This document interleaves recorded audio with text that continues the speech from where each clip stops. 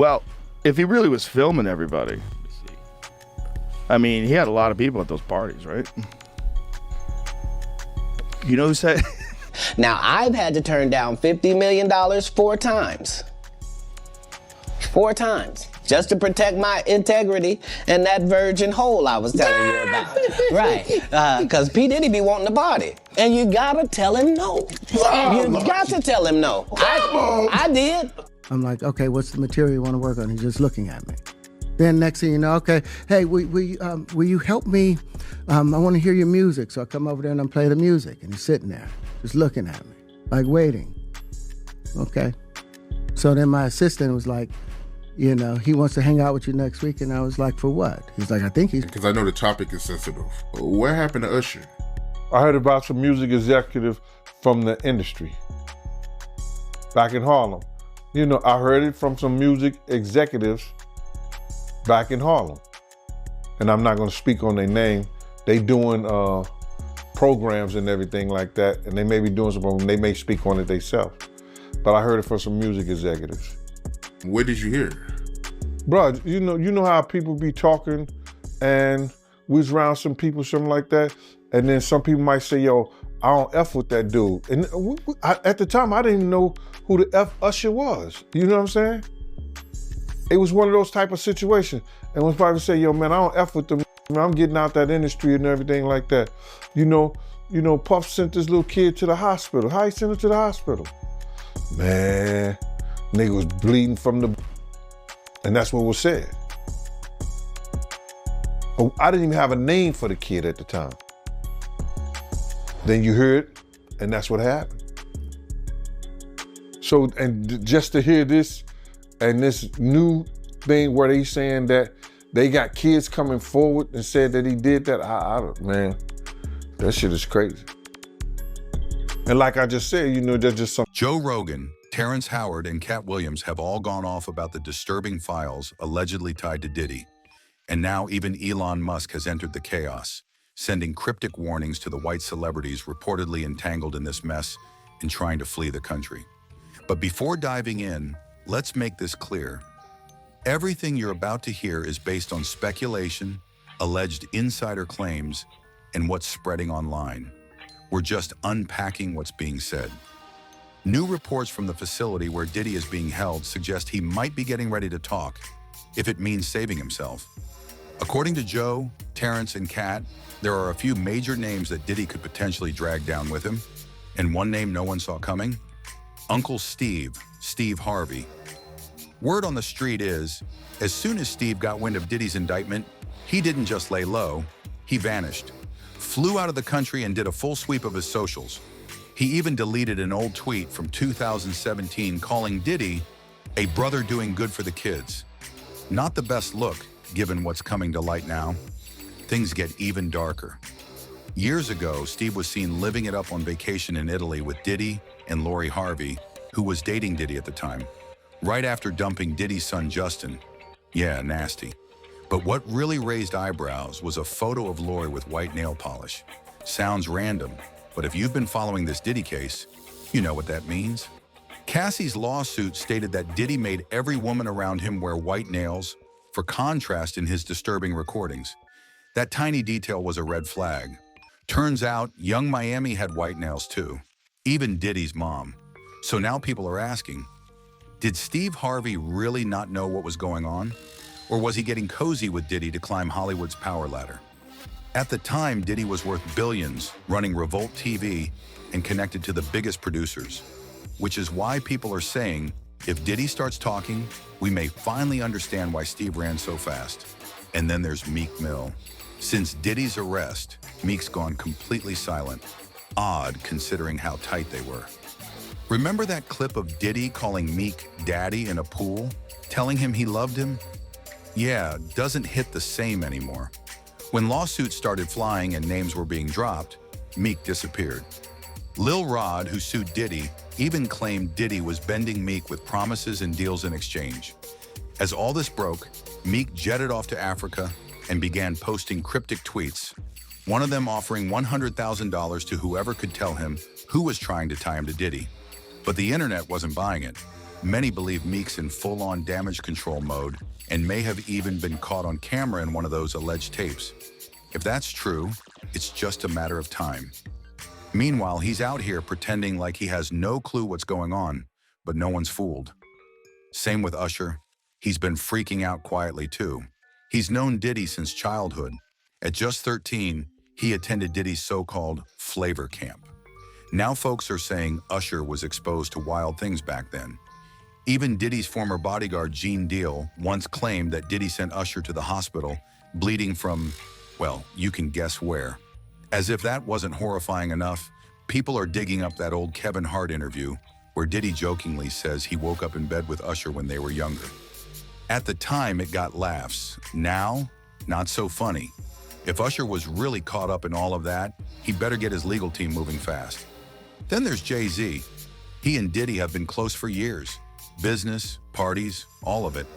But the shady part centers around a woman named Kathy White, rumored to be Jay's mistress. Word is she passed away shortly after allegedly getting pregnant by him. It's always been whispered about, but now people believe Diddy might know what really happened. Maybe even has footage. And that's not all. Remember a few months ago, an anonymous woman accused both Jay-Z and Diddy of assault after the 2000 VMAs at some high-profile NYC party. When the case went to court, things fell apart. The woman said her father picked her up after the incident, but he testified that he had no memory of that night. She also said she spoke with Benji Madden, but he wasn't even in New York then. Too many holes in the story, and the case was dismissed. Still, that didn't stop the fire from spreading. Jaguar Wright came in swinging at Jay-Z, calling him just as dirty as Diddy, maybe worse. Her words, not mine. If Diddy has anything tying Jay-Z to those freak-off parties, it could be game over. And that's just the start. Remember that weird birthday video where Diddy was rubbing baby oil on French Montana while singing to him? Yeah, that clip hits way different now, especially since the feds allegedly found over 1,000 bottles of baby oil in Diddy's home. But it doesn't stop there. Jennifer Lopez's name is being dragged into the chaos too. Back during that infamous club shooting involving Shine and Diddy, word is J-Lo might have played a bigger role than she let on. According to sources, and a woman injured that night, Natanya Rubin, J-Lo allegedly had the weapon in her purse and then lied to the grand jury about it. Rubin's pushing to reopen the case and is even willing to have the bullet fragments removed from her face just to prove that J-Lo hasn't told the truth all these years. She wants both Diddy and J-Lo held accountable, and if that happens, J-Lo could be facing serious consequences. Now here's where things go left. Whistleblowers like Katt Williams and Terrence Howard have started calling out white celebrities too, the ones who've mysteriously vanished lately. Even Elon Musk chimed in, reposting a tweet that accused Ellen DeGeneres of skipping town right after Diddy's legal issues hit the news. And honestly, it checks out. Ellen didn't just step out of the spotlight, she completely disappeared. New photos surfaced showing her at some quiet pub in the UK with a whole new look, new haircut, new vibe, the works. She says she moved to get away from the chaos in the US. But let's be real, people think she's on the run. She and Diddy were tight. He was on her show all the time, laughing it up and talking about crazy nights. Back in 2016, she even tweeted him a happy birthday and called him Cuddle McSnugglestuff, adding, "You don't need to know why." Yeah, now people definitely want to know why. On top of that, Ellen's got her own dark history. Former staff accused her of running one of the most toxic work environments in Hollywood. And there are now rumors that 2 of her former partners died under suspicious circumstances. Rumors that Diddy may have helped cover it up. As soon as Joe Rogan laid all this out, Katt Williams jumped in and turned the heat up even more. People used to clown Katt for speaking out, but now they're starting to realize he might have been right this whole time. According to him, it doesn't matter what race you are. If you were acting shady in the industry, it's all coming out now. Then there's Leonardo DiCaprio. As soon as this Diddy saga exploded, Leo hopped on a flight to Italy. He said it was just a getaway with his girlfriend, but the timing was way too perfect. Old photos of him at Diddy's East Hampton mansion in the late 90s resurfaced, and now people are digging into how deep that friendship really ran. Apparently, Diddy once called Leo his #1 guest for those infamous white parties. Now, Leo's team is trying to distance him fast, saying they haven't spoken in years. Same with Ashton Kutcher. His old MTV connections to Diddy go deep. They even ran the New York Marathon together, and he attended Diddy's 2009 white party. There's also that Hot Ones interview where Ashton got visibly nervous when asked about Diddy's parties. Said he had stories, but didn't dare share them. Maybe now we know why. According to reports, Ashton and Mila Kunis are preparing to leave Hollywood altogether and start fresh in Europe. Publicly, it's about stepping away from the spotlight, but online, people are saying they're dodging the blast zone before Diddy's trial blows up. Katt Williams co-signed everything. He said he turned down $50 million 4 times just to protect himself. When he said he was protecting his virgin hole, he wasn't joking. He meant it. He warned that a lot of people don't understand what they're signing up for when they chase fame. According to Katt, Diddy tried to get close to him for years, but he always said no. The conversation eventually circled back to something that's been whispered for years: the dress agenda.